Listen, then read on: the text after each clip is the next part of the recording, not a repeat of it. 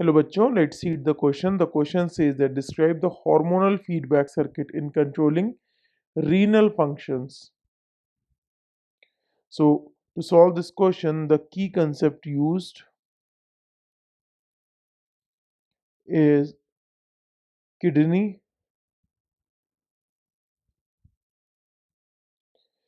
So regulation of kidney functions इसमें total 3 steps मिल involve होते हैं. पहला कंट्रोल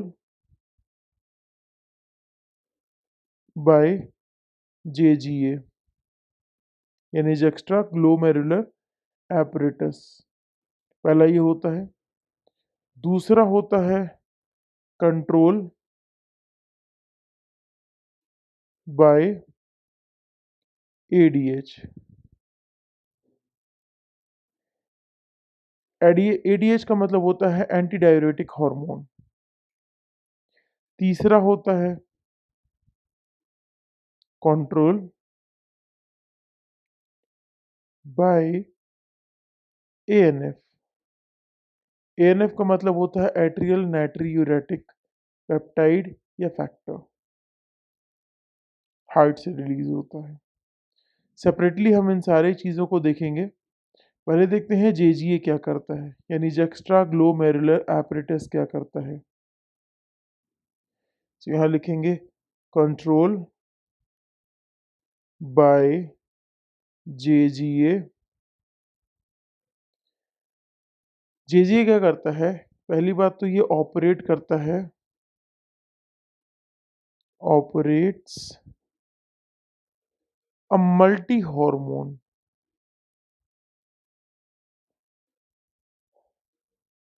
उसका नाम होता है रास.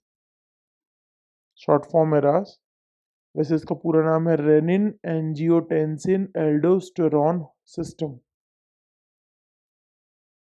अब ये क्या करता है? ये रिस्पॉन्ड करता है. जेजीए तभी एक्टिवेट होता है जब रिस्पॉन्ड्स टू अ डिक्रीज इन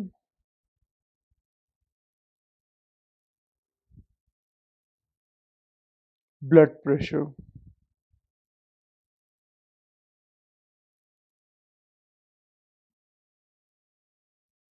और blood volume.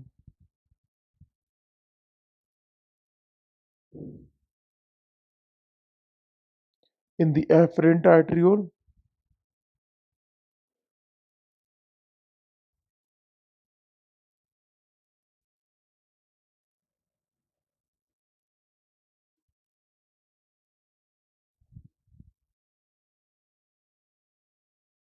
of the glomerulus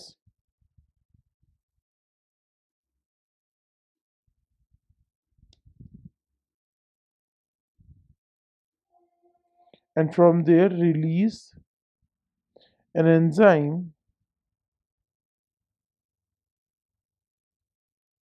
इसका नाम है रेनिन. ये ब्लड में रेनिन नाम का एंजाइम डाल देता है. अब रेनिन क्या करता है वो मेन फैक्टर है यहाँ पे.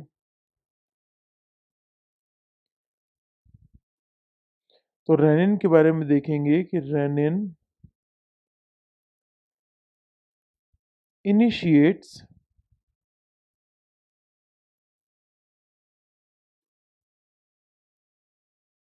those chemical reactions which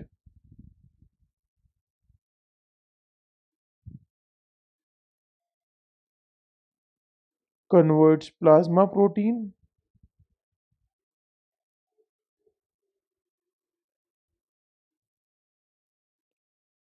called angiotensinogen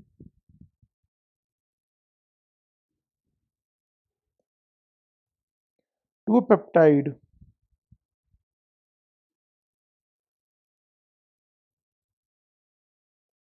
यानी रेनिन वो सारे केमिकल रिएक्शन ब्लड के स्टार्ट कर देता है जो प्लाज्मा को पेप्टाइड में कन्वर्ट करें.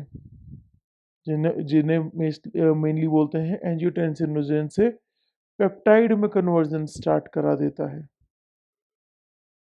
तो इस समय एंजियोटेंसिनोजेन 1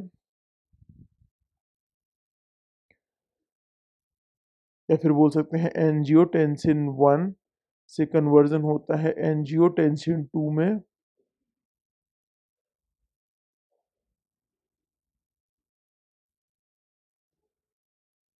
और ये कन्वर्जन होता है लंग्स में। In lungs by angiotensin, let's write it here, okay, angiotensin converting enzyme,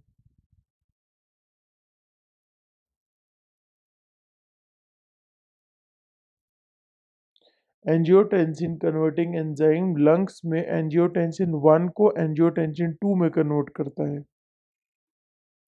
अब जो ये एंजियोटेंसिन 2 है, ये जाके एक्ट करेगा, एक्ट्स ऑन एड्रीनल ग्लैंड जो किडनी के ऊपर होती है।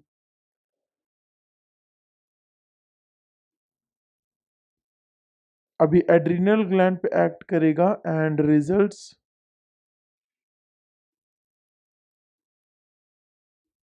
In the release of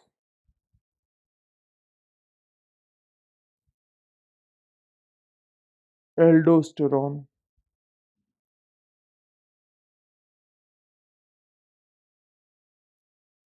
from the adrenal gland.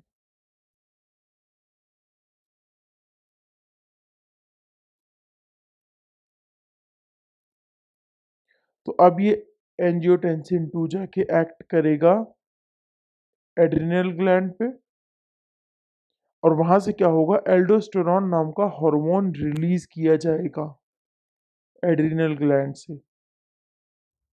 अब जो aldosterone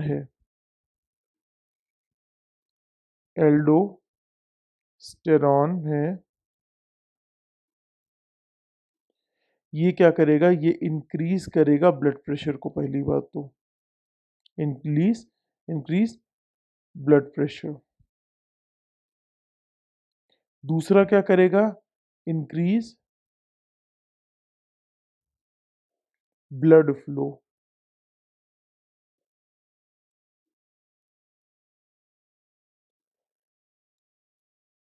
to the glomerulus, glomerulus तक ब्लड फ्लो इंक्रीज करेगा।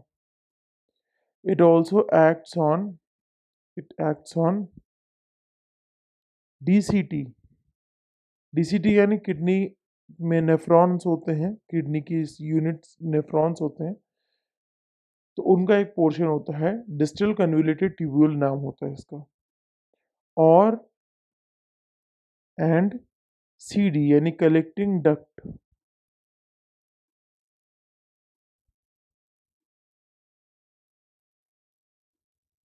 और वहां पर जाके क्या करेगा, इंक्रीजेस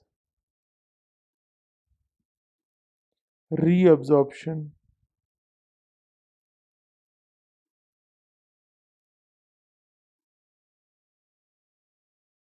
ऑफ Na+।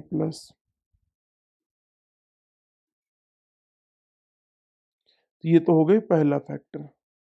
दूसरा है एडीएच, कंट्रोल बाय एडीएच,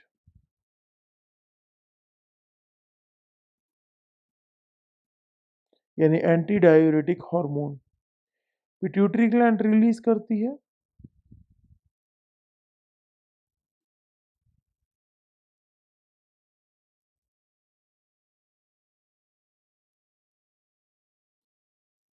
कब, जब व्हेन ऑस्मोलैरिटी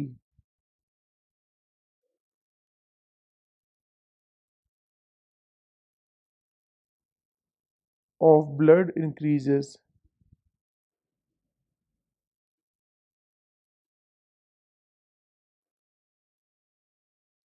ये भी वर्क करता है, इट एक्ट्स ऑन DCT यानी distal convoluted tubule and CD यानी कलेक्टिंग डक्ट। और कराता क्या है, helps in reabsorption of water.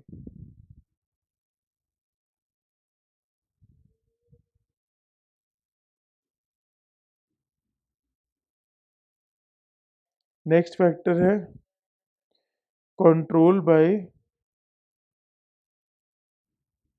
ANF। ANF का मतलब होता है एट्रियल नाइट्रियूरेटिक फैक्टर। अब ये क्या करता है, ये पहला ऑपोजिशन हार्मोन आया, ऑपोजेस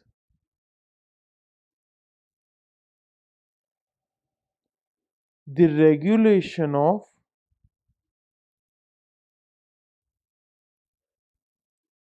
रास यानी renin angiotensin aldosterone system.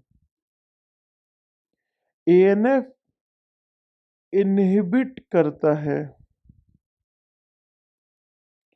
It inhibits the release of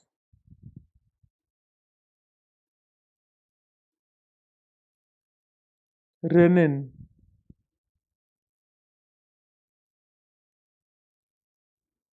from the JGA and thereby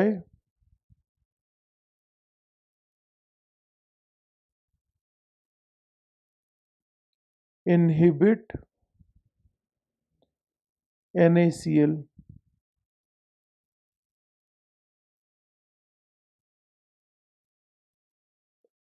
reabsorption by collecting duct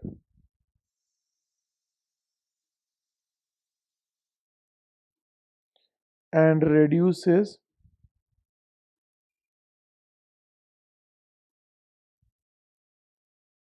aldosterone release from the adrenal gland।